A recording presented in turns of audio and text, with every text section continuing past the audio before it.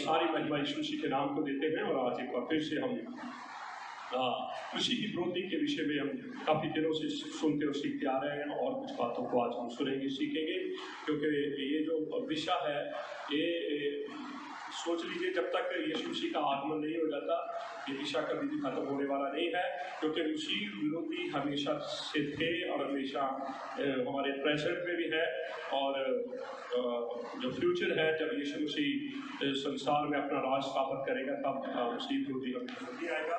लेकिन उसके बीच में हम देखते हैं कि मसीह विरोधी कैसे कैसे कामों के द्वारा लोगों के बीच में आता है, कैसी कैसी बातों के द्वारा लोगों के बीच में आता है।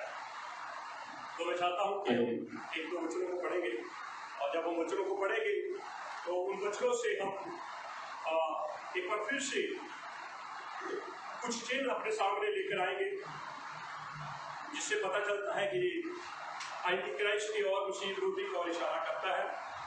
तो मैं चाहता हूँ कि प्रकाश वाक्य 13 अध्याय 16 वचन से हम पढ़ेंगे। प्रकाश वाक्य 13 अध्याय 16 वचन। और उसने छोटे बड़े धनी कंगाल स्वतंत्र दास सबके दाहिने हाथ या उनके माथे पर एक एक छाप करा दी, एक मोहर कर दी कि उसको छोड़ जिस पर शाप अर्थात उस पशु का नाम या उसके नाम का अंक हो और अन्य कोई लेन देन न कर सके। आगे ज्ञान इसी में है, अब ध्यान से सुने, ज्ञान इसी में है जिसे बुद्धि हो वह इस पशु का अंक जोड़ दे क्योंकि वह मनुष्य का अंक है और उसका अंक 666 है। अब बहुत चीजें ऐसी संसार के अंदर आ चुकी हैं, और उनके जब हम कोड निकालते हैं तो 666 निकल कर आते हैं, तो फिर लोगों का ध्यान एकदम वहीं चला जाता है कि जो 666 आना था वो यही है। बाइबल के अंदर ऐसे बहुत सारे नाम हैं, और उन नामों का जब हम कोड निकालते हैं तो 666 आता है। बाइबल के अंदर ऐसे बहुत सारे वर्सेस हैं, ऐसे हैं जिनके अक्षरों को हम जोड़ कर एक वर्ष बनाते हैं, फिर उसका जब कोड निकालते हैं तो 666 आता है। मैं ये बात इसलिए आपको कहना चाहता हूँ, यहाँ अंकों की बात आई है। किसकी? बोलिए अभ्यास से सुनिए। अब्राहम के दिनों में, नूह के समय में जब लोग लेन देन करते थे तो लोगों को मापा जाता था कि ये बहुत अमीर है, इसके पास बहुत कुछ है। तो उनके जो मापने का जो सिद्धांत होता था वो था उनके पास कितनी भेड़ है, उनके पास कितनी बकरियां हैं, उनके पास कितने ऊंट हैं, उनके पास कितने बैल हैं, उनके पास कितने गधे हैं, जैसे हम अय्यूब के जीवन में देखते हैं। तो कहने का अर्थ है उन दिनों में जो उनका लेन देन होता था वो उन्हीं चीजों से होता था। लेकिन जैसे जैसे समय आगे बढ़ा, फिर आ गया सोना चांदी। क्या आ गया? फिर लेन देन कैसे होने लगा? सोने चांदी से। जिसके पास सोना ज्यादा, जिसके पास चांदी ज्यादा, वो ही लोगों के अंदर एक बड़ा धनी माना जाता। समय बीतता गया, थोड़ा सा समय और आगे बढ़ा, फिर सिक्कों में आ गया। किस में आ गया? सिक्कों में आ गया। हमारे भारत देश के अंदर भी अगर आपने सुना होगा तो टका चलता था, और टके के द्वारा बहुत सारी चीजों को लेन देन करते थे। उस समय जो कागज की करेंसी थी वो नहीं थी, सिक्के थे। पहले क्या थी? जानवर, उसके बाद समय आगे बढ़ता गया, फिर सिक्के आ गए, और सिक्कों के बाद फिर क्या गया? जो नोट हम देखते हैं हमारे टाइम में, ये भी हमेशा के लिए नहीं होगा, अब ये भी खत्म होता जा रहा है। अब लेन देन किससे होने लगा? अंकों से। जब आप पे फोन पे करते, गूगल पे, जो भी आप एक दूसरे को लेन देन करते, क्या करते हैं? बोलिए बोलिए।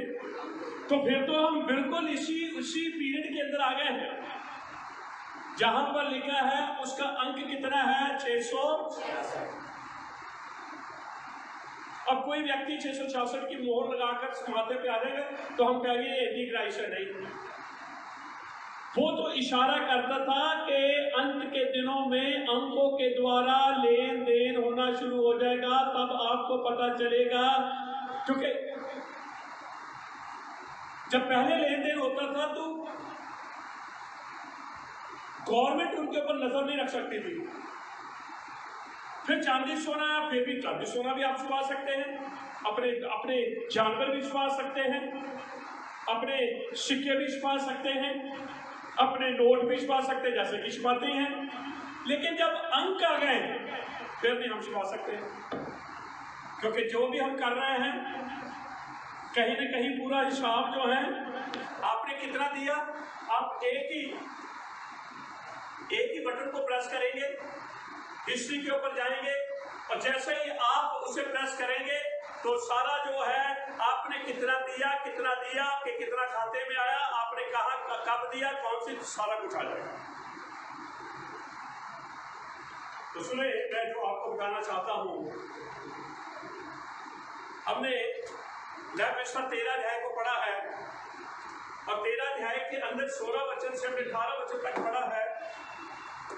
वहां पर एक मोहर की बात आई है, एक शाप की बात आई है। किसकी? शाप। लिखा है वो दाहिने हाथ पे। किसके ऊपर? बोलिए बोलिए। जितने भी स्कैनर बने हैं वो लेफ्ट हैंड का स्कैनर नहीं बना। आप गूगल पे जाए सर्च करें, आपको लेफ्ट हैंड का स्कैनर नहीं मिलेगा, आपको राइट हैंड का ही स्कैनर मिलेगा। क्योंकि दुनिया के अंदर जितने लोग भी काम कर रहे हैं उनमें से 1% होगा जो लेफ्ट के साथ काम करता है, लेकिन सारे जो है वो राइट के साथ करते हैं। तो जैसे ही हम अपना राइट हैंड रखेंगे, स्कैनर क्या करेगा? पूरा स्कैन कर लेगा। ठीक। अब दूसरी बार लिखा है कि उनके माथे पर भी होगा। अब माथे के ऊपर उनके होगा जिनका राइट हैंड काम नहीं करता। बहुत सारे लोग ऐसे भी हैं एक्सीडेंट के द्वारा उनका राइट हैंड जो है वो कट गया है या बाजू काट दी गई है। अब उनके तो फिर माथे पे लगेगी। और जो लोग अपने लेफ्ट हैंड से काम करते हैं तो वो तो लेफ्ट हैंड पे तो लगाएंगे नहीं, वो तो राइट पे लगाएंगे। इसीलिए यूहन्ना ने इन बातों को लिख दिया। जो लोग उस मोहर को, उस चिप को लेंगे, एक अखबार हमारी भारत की है, दैनिक भास्कर है ना, अखबार दैनिक भास्कर, उन्होंने चिप के बारे में बताया था कि जिसके अंदर प्लांट कर दी जाएगी चिप, अगर उसको, वो हार्ट पेशेंट है ना, तो अटैक आने से पहले ही चिप जो है वो डॉक्टरों को सूचित कर देगी और हार्ट अटैक आने से पहले ही डॉक्टर जो है उस व्यक्ति के पास पहुंच जाएगी। 50 बीमारियां ऐसी हैं चिप 1 मिनट में ही बता देगी। तो लोगों के लिए तो पैदा नहीं होगा ये तो लोगों को तो टेस्ट कराने पड़ते हैं और फिर टेस्ट रिपोर्ट का इंतजार करना पड़ता है। जैसे ही चिप आई हमारी बॉडी में, हमारी बॉडी के अंदर कितना शुगर का लेवल है, कितना ब्लड प्रेशर है, सारी चीजें जो है चिप ने अपने में लेकर और आगे ट्रांसफर कर रही है। अब लोगों के लिए, जब लोगों को ये सारी चीजें पता चलेगी तो चिप तो यार पहले की है, चिप तो हमें लेनी चाहिए। लेकिन जो बाइबल पढ़ते हैं, जो उनको पता है, उन्होंने फायदा नहीं देखना, उन्होंने उस चिप का ना लेकर जो नुकसान है ना, उस नुकसान को लेने के लिए उन्होंने तैयार हो जाना है, ना कि फायदे के लिए। लेकिन जो मसीह में तैयार नहीं है, जो मसीह में जागृत नहीं है, जो मसीह में रिवाइवल में नहीं है, उनके लिए तो फिर ये चीज तो फायदेमंद ही है। इसीलिए यूहन्ना जो है वो इस बात को लिखता है, और मैं आपको बताना चाहता हूं ये जो काम है, ये जो एक हिस्सा है, ये न्यू वर्ल्ड ऑर्डर का हिस्सा है। किसका है? New world order.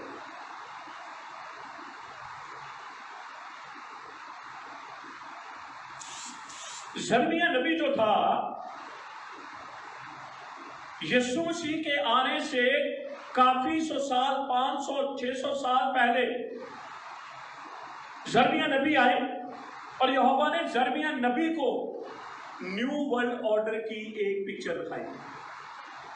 ये तो कोई पुरानी बात नहीं है, और यहोवा से छुपी हुई नहीं है कि हम कहेंगे कि जो ये हुकूमतें हैं, ये एक नया न्यू वर्ल्ड ऑर्डर नहीं। यहोवा को तो पता है, यहोवा को तो सब कुछ, और ऐसा कोई भी काम जमीन के ऊपर नहीं होता यहोवा को पता ना चले। ठीक है, मैं चाहता हूं कि हम यिर्मयाह 15 अध्याय 2 और 3 वचन पढ़ें। यिर्मयाह की पुस्तक 15 अध्याय 2 और 3 वचन। और यदि वे तुमसे पूछे, यदि तुमसे वह पूछे हम कहाँ निकल जाएं, हम कहाँ निकल जाएं, तो कहना यहोवा ये कहता है, यहोवा यूं कहता है, जो मरने वाले हैं, जो मरने वाले हैं वे मरने को चले जाएं, वो मरने के लिए जाएंगे, जो तलवार से मरने वाले हैं, तलवार से मरने को, जो अकाल से मरने वाले हैं, अकाल से मरने को। ये जो हम पढ़ रहे हैं, तलवार, अकाल, जब हम तलवार की बात आती तो हमारी आंखों के सामने क्या आ जाता है? जो हमने तलवार देखी है, वो तलवार की बात नहीं हो रही। वो एक ऐसा हथियार है, बड़ा तेज है। आगे जाकर हम उस बात को भी देखेंगे। अकाल, वो अकाल की बात नहीं कर रहा कि अब पानी नहीं है, ये नहीं है। अकाल जो है वो कमियों की ओर इशारा करता है। अकाल किसकी ओर इशारा करता है? कमियों की ओर, क्योंकि जब अकाल होता है चीजों की कमी आ जाती है। ठीक है, अब मैं ये चाहता हूं कि हम प्रकाशन का 6 का 8 भी पढ़ें।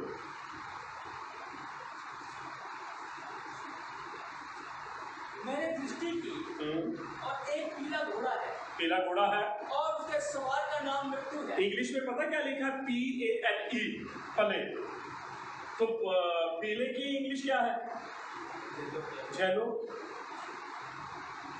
तो फिर तो वहां तो जेलो आना चाहिए था, तो वहां क्या है? PALE।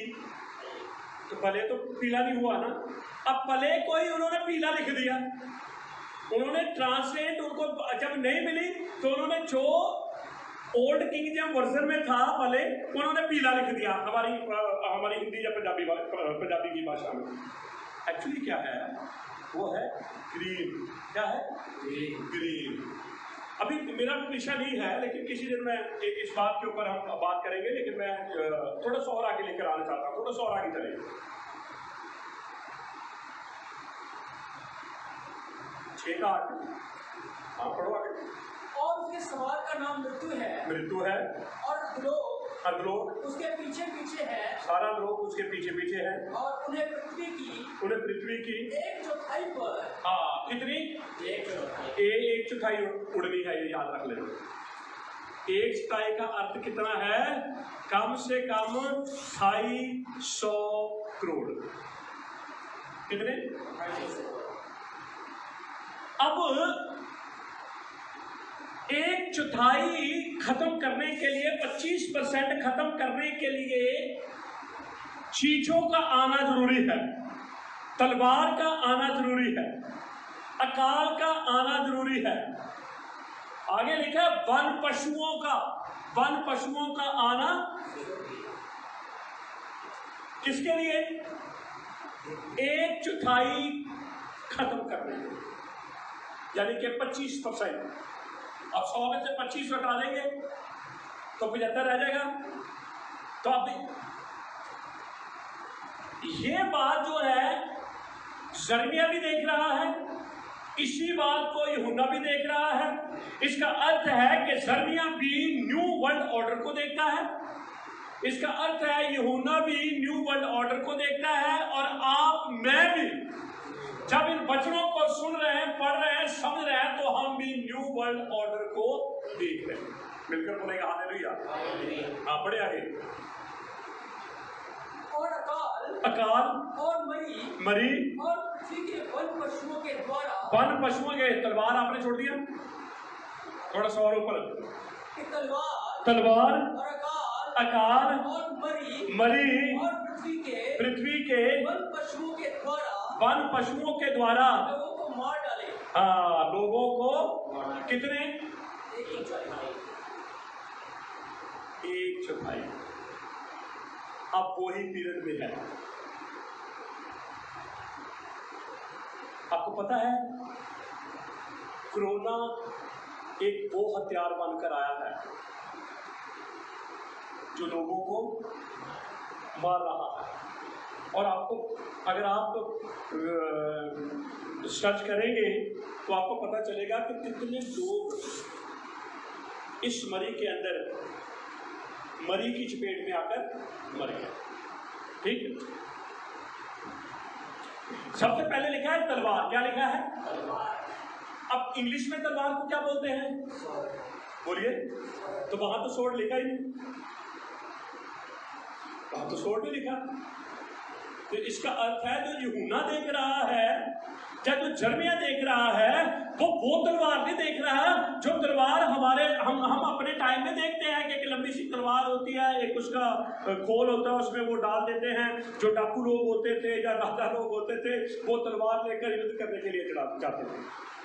नहीं, यूहन्ना ने वो नहीं देखा, जरमिया ने वो नहीं देखा। इंग्लिश में उसे, ग्रीक में उसे, मैं स्पेलिंग बोल रहा हूं, RHUMPHAIA। ये तो सोर्ड तो बनता ही नहीं है। तो इसका जो अर्थ है वो है एक छोटा घातक हथियार।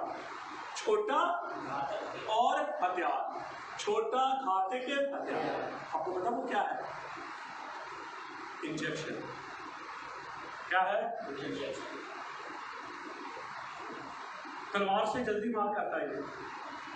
तलवार को तो उठाना पड़ता है, इंजेक्शन को क्या करना पड़ता है? यूहन्ना इसी को देख रहा था। उसने तो ग्रीक में कुछ लिखा उस समय लिखा, लेकिन उसकी जो ट्रांसलेट हो गई वो तलवार हो गई। इसलिए लोग तलवार का इंतजार कर रहे हैं कि तलवार चले गया। तो तलवार हथियार का तो नामो निशान भी नहीं है। क्या इस्राइल के अंदर हमास के साथ जो लड़ाई हो रही है वहां तलवार चल रही है? तो फिर तो ये तो उस समय फ्यूचर की बात कर रहा था ना, तो फ्यूचर में तलवार तो होगी नहीं, लेकिन एक छोटा सा घातक हथियार होगा जिसको हम क्या कहते हैं? इंजेक्शन।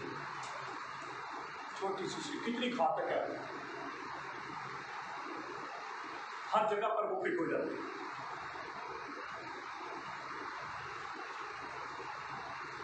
तो इंजेक्शन के द्वारा 1/4 लोगों को मारा। हालेलुया। 1/4। अब उसके लिए हथियारों का इस्तेमाल किया है। दूसरे नंबर पे है अकाल। अकाल के लिए ग्रीक शब्द जो आया है वो है LIMOS, लिमोस। तो अकाल तो इंग्लिश में क्या बोलते हैं काल को? तो यहां क्या आ गया? लिमोस। तो फिर तो ये तो नहीं है। फिर लिमोस का अर्थ होता है किसी चीज की कमी आ जानी, किसी चीज की।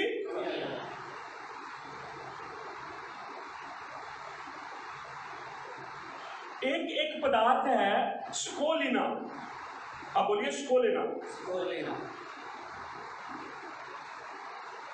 जब कोई मरी आती है ना, जब मरी आती है तो डॉक्टर ये कहते हैं कि हमें मेडिसिन के अंदर स्कोलिना को डालना है।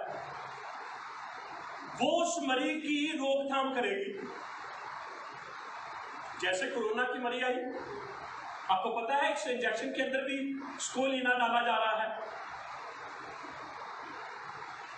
अब डॉक्टर कहते हैं कि सरकार के पास बहुतायत से स्कोलिना होना चाहिए, अगर नहीं होंगे तो कितनी भी आप मेडिसिन लगाएंगे वो मरीज मारती ही जाएगी। तो आज से भारत देश के अंदर स्कोलिना की कमी आई हुई है। वैक्सीन क्या हो गई? वो वैक्सीन तो बन सकती है, लेकिन वैक्सीन के अंदर जो पदार्थ कौन सा स्कोलिना है वो नहीं है।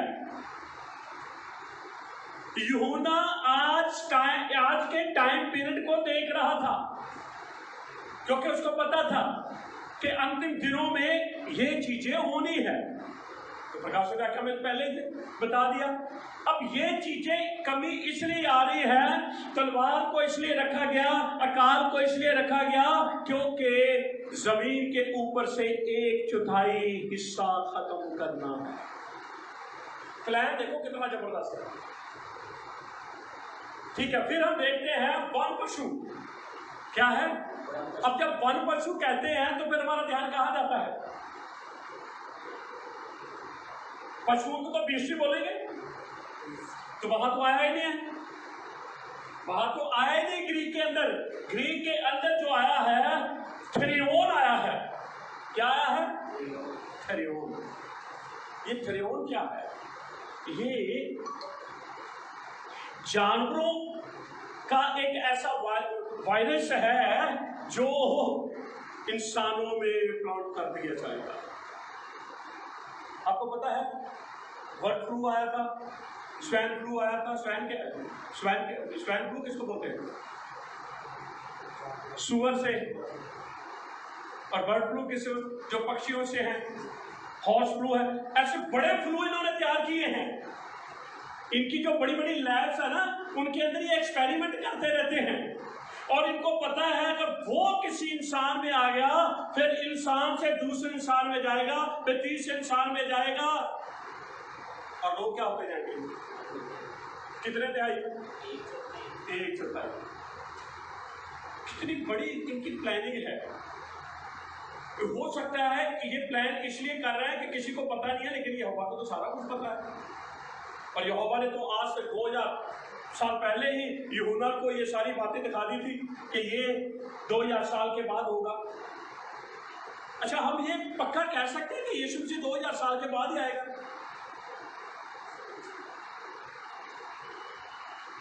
कोई बाइबल के अंदर ऐसा रेफरेंस हमें मिल सकता है कि वाकई यीशु मसीह 2000 साल के बाद आएगा? ठीक है, हम कुछ वचनों का खुलासा करते हैं, उनको खोलते हैं। जब हम नीतू 32 अध्याय पढ़ते हैं तो मूसा यहोवा के साथ है सिनाई पर्वत पे, और नीचे क्या हो रहा है? नीचे रली मिली भीड़ ने हारून के खिलाफ खड़े होकर ये कहा, मूसा नहीं आएगा, हमारे लिए इलोहिम बना, हमारे लिए। हारून को पता था ये लोग तो बहुत ही गड़बड़ करने वाले हैं, पर हारून ने बात ही एक ऐसी इनके सामने रखी, और हारून को पता था ये वो बात कर ही नहीं सकते। हारून ने कहा, ठीक है, मैं तुम्हारे लिए इलोहिम बनाता हूं, तुम सोना चांदी लेकर आओ। क्या लेकर आओ? अब जिस आदमी के पास सोना चांदी हो, चर्च में पास्टर अनाउंस करे चाहे भी सोना चांदी लेकर आएंगे क्रिश्चियन में, चाहे कितना आत्मा से भरता है, कितना गीत गाता है, कितना रो रो के दुआ करता है, नहीं लाएगा ना, नहीं लाएंगे। वो हारून को पता था ये नहीं लाएंगे, लेकिन वो ले आए, वो तो ले आए सारे। अब उसने कहा, अच्छा ये ले तो आए हैं, अब मैं ऐसे करूंगा, इनका सोना चांदी लेकर आग में डाल दूंगा, क्योंकि अगर सोना चांदी कोई चीज खत्म कर सकती है तो सिर्फ आग, और कहीं भी फेंकेंगे वो रहेंगे, पानी में गिराएंगे सोना चांदी बाहर आएंगे, ये कूद जाएंगे समुद्र में, ये किसी जमीन के नीचे दबा देंगे, ये खोद लेंगे। तो क्या किया उस हारून ने? बोलिए आग में डाल दिया। जब मूसा आया, मूसा ने सारी स्टोरी सुनी, हारून तू तो समझदार था, तूने ऐसा क्यों किया? हारून ने बिल्कुल सच बोला। उसने कहा मैंने सोना चांदी लिया और लेकर मैंने आग में डाल दिया, बछड़ा बनकर बाहर आ गया। मैंने नहीं बनाया, मैंने तो आग में डाला बछड़ा बनकर। आपको पता है किन्होंने बनाया ये बछड़ा? उन्होंने बनाया जो मूसा के टाइम में जब मूसा अपनी लाठी फेंकता था तो जादूगर क्या करते थे? 40 कितने? उन्होंने उस समय तो यहोवा के ऊपर विश्वास कर लिया और विश्वास करके मूसा के साथ मिस्र में से निकल पड़े। ये वही लोग थे जिन्होंने बछड़ा बनाया। हारून ने नहीं बनाया, किसने बनाया? उन जादूगर। जब मूसा नीचे आया, आपको पता है मूसा ने क्या किया? टैबलेट को लिखा है कि बड़ा गुनाह हो गया। क्या हो गया? बड़ा गुनाह। मैंने कहा हम कुछ खुलासे करेंगे। आप उस टैबलेट को जो नीचे मूसा लेकर आ रहा है पहाड़ से, वो वचन है, आप उसको टैबलेट, उसको वचन देखते हुए सिर्फ टैबलेट ही ना देखें, आप उसको यीशु मसीह देखें। क्या देखें? यीशु मसीह किसके कारण मारा गया? पाप के कारण। किसके कारण? क्योंकि पाप कर दिया इसराइल ने। इसराइल जो है वो पूरी संसार की ओर इशारा कर रहा है क्योंकि मिली जुली भीड़ उनके साथ है। ये 32 अध्याय के अंदर हुआ। जब हम 34 अध्याय में जाएंगे तो कितने अध्याय हमें जोड़ने पड़ेंगे? 32 से 34 में जाओ, कितने बने? 2 कैसे बने? 32 को छोड़ देंगे, 32 को छोड़ देंगे। स्टोरी तो वहीं से शुरू हुई। कहा 3। अब 3 दिन के बाद कब मरा हुआ यीशु मुर्दों में से वापस आएगा। वो टैबलेट फिर वापस आ रही है।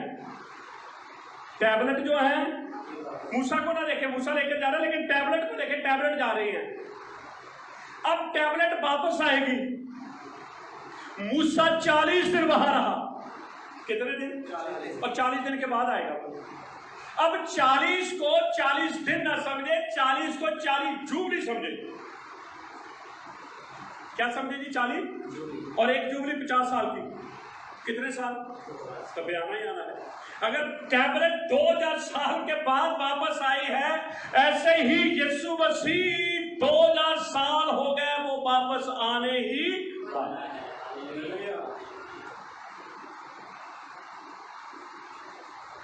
तो मैंने आपको बताया कुछ चीजों के जब हम खुलासे करते हैं, जब हम उन्हें खोलते हैं तो वो हमारी वर्शिप का एक हिस्सा बन जाता है और हम उन चीजों को सुनकर, पढ़कर, खोलकर जब हम समझते हैं तो हमारे लिए, मैंने आपको बताया कि वो वर्शिप का हिस्सा है।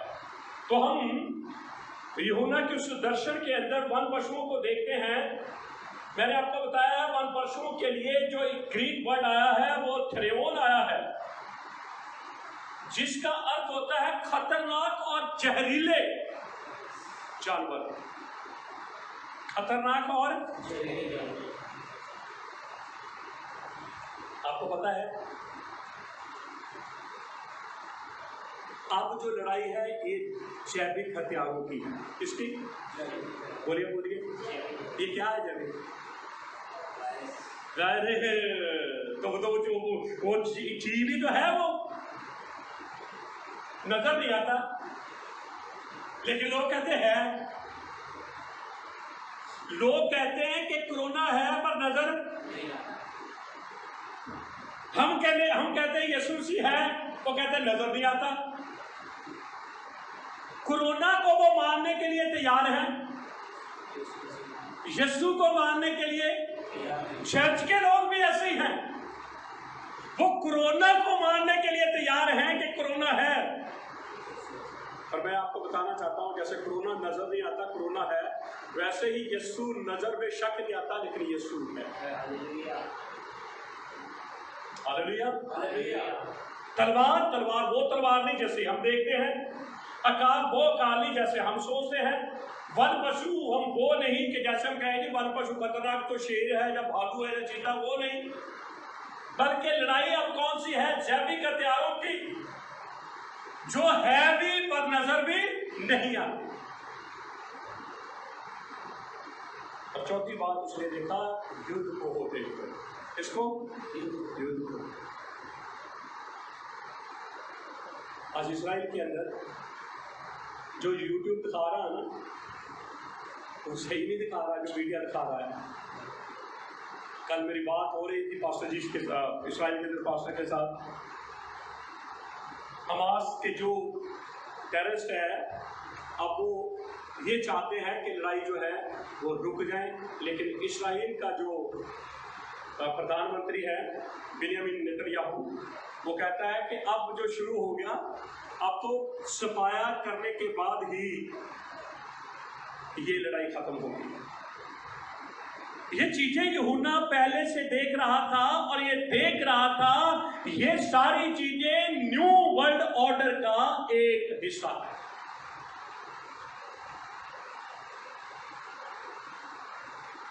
वैसे क्या सोचते हम?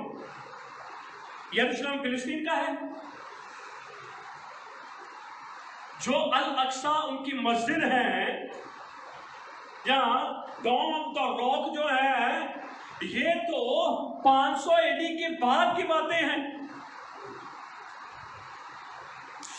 सुलेमानी मंदिर तो वहां पर था। जब अल अक्सा मस्जिद नहीं थी, तब सुलेमानी मंदिर वहां था, यहूदियों का मंदिर वहां था। अगर आज वो अपने मंदिर को बनाना चाहते हैं,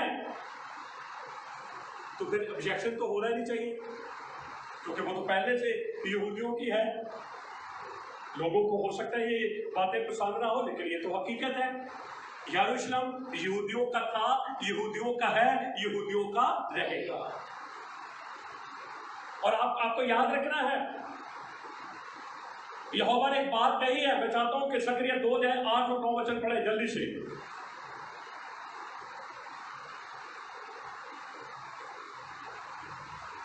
सेनाओं का यहोवा ये कहता है, सेनाओं का यहोवा ये कहता है, सिय्योन के यानी कि यरूशलेम के लिए सिय्योन वो स्थान है, यहां पर सुलेमान ने हैकल को बनाया था। हाँ जी, सिय्योन के लिए मुझे बड़ी जलन उत्पन्न हुई। मुझे यरूशलेम के लिए, मुझे सिय्योन के लिए बड़ी जलन है, वरन बहुत ही जलजलाहट, बहुत जलजलाहट मुझमें उत्पन्न हुई है, मुझमें उत्पन्न हुई है। यहोवा ये कहता है, मैं सिय्योन में लौट आया हूँ, मैं वापस आ गया हूँ यरूशलेम में, और यरूशलेम के बीच में, यरूशलेम के बीच में वास किए रहूंगा, मैं वहीं पर रहूंगा। और यरूशलेम सच्चाई का नगर कहलाएगा, सच्चाई का नगर कहलाएगा, और सेनाओं का यहोवा का पर्वत पवित्र पर्वत कहलाएगा, पवित्र पर्वत कहलाएगा। सेनाओं का यहोवा ये कहता है यरूशलेम के चौकों में फिर बूढ़े और बुढ़िया बहुत आयु की होने के कारण अपने अपने हाथ में लाठी लिए हुए। अब ध्यान से सुने, ये बहुत सारी प्रतिज्ञाएं हैं, ये बहुत सारे वादे हैं। यहोवा कहता मैं वापस कहाँ आ गया हूँ? अपने शहर में आ गया हूँ, वहां पर मैंने अपना हमेशा के लिए नाम रखा है। तो आज अगर कोई ये सोचता है कि हम इस्राइल को उखाड़ देंगे या हम इस्राइल के नाम को नक्शे से मिटा देंगे, ये बहुत बड़ी भूल कर रहे हैं। मैं उनको बताना चाहता हूँ वहाँ पर यहोवा है, और यहोवा को छूना, यरूशलेम को छूना, इस्राइल को टच करना, यहोवा की आंख की पुतली को छूना है। इसलिए आप सावधान हो जाएं, क्योंकि यहोवा तो अंत की बातों को शुरू से ही बताता आया है। यिर्मयाह को ये बातें बता दी गई, तलवार से, अकाल से, वन पशुओं से, युद्ध से 1/4 हिस्सा खत्म कर दिया जाएगा। और आज वो प्लान जो है वो चल रहा है, लेकिन ये तो यहोवा सब पहले से ही जानता है। और जो बातें हमने आज सुनी है, जो बातें हमने सीखी है, तलवार कोई वो तलवार नहीं, तलवार एक वो हथियार है छोटा लेकिन घातक। वो आज के टाइम में इंजेक्शन है, वो टीका है। और दूसरा हमने देखा था अकाल वो चीज है कि जब कोई कमी आ जाएगी, जब किसी चीज की कमी आएगी तो बहुत सारे लोग जो हैं वो मरना शुरू हो जाएंगे। फिर हमने वन पशुओं को देखा है, वन पशु जो है वो एक जैविक हथियार है। और फिर हमने युद्ध के बारे में देखा है, ये चीजें हर आदमी एक दूसरे को मारेगा, मजहब के अंदर झगड़े होंगे, कौम पर चढ़ाई करेगी। ये तो चीजें यीशु मसीह के आने से पहले होनी है और हो रही है। इसलिए मैं आपको बताना चाहता हूं कि यीशु मसीह आने वाले हैं। मिलकर बोलेंगे हालेलुया। यीशु मसीह आने वाले हैं। अगर यीशु मसीह आने वाले हैं, अगर ये चीजें मेरे और आपके समय में हो रही हैं, तो फिर आपको सावधान होना है कि हमें यहोवा के भय में होकर अपने जीवन को जीना है। यहोवा के भय में होकर हमें यहोवा की हजूरी में रहना है। डरते और कांपते हुए हमें अपना ध्यान यहोवा की ओर लगा के रखना है। इसलिए प्रियजनों, कलीसिया को डरने की जरूरत नहीं है, क्योंकि यीशु मसीह ने पहले ही अपनी सेवकाई के दिनों में इस बात का ऐलान कर दिया था कि मैं अपनी कलीसिया बनाऊंगा जिसके ऊपर मौत पताल कभी जीत नहीं पाएगी। तो हम धन्यवाद देते हैं जिस कलीसिया की नींव यीशु के ऊपर है, जिस कलीसिया को यीशु के जीवन के द्वारा खरीदा गया है। मैं विश्वास करता हूँ ना तलवार उनके ऊपर हावी होगी, ना अकाल उनके ऊपर हावी होंगे, ना कोई वन पशु उनके ऊपर हावी होगा, ना कोई युद्ध उनके ऊपर हावी होगा। मिलकर बोलेंगे हालेलुया। हम सारी